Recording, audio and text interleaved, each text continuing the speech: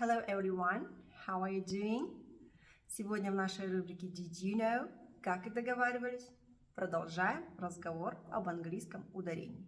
И сегодня речь пойдет о словах, в которых ударение, в зависимости от того, на какой слог оно падает, полностью меняет смысл слова.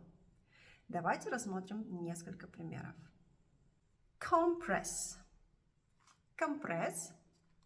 Compress. Сократить.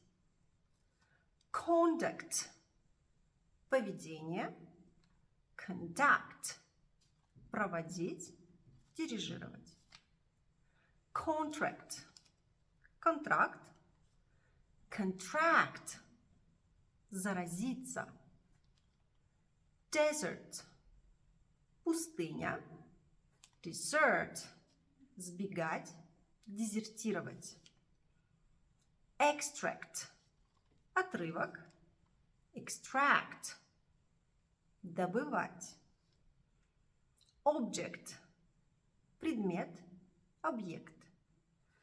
Object. Возражать. Refuse. Мусор. Refuse. Отказываться.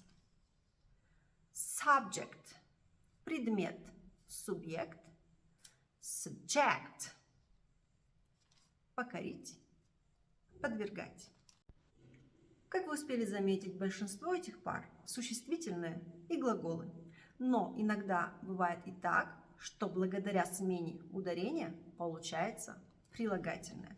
Например, content – это содержание, а вот content – довольный. Perfect – идеальный.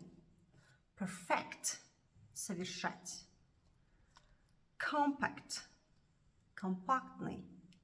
Compact – сжимать.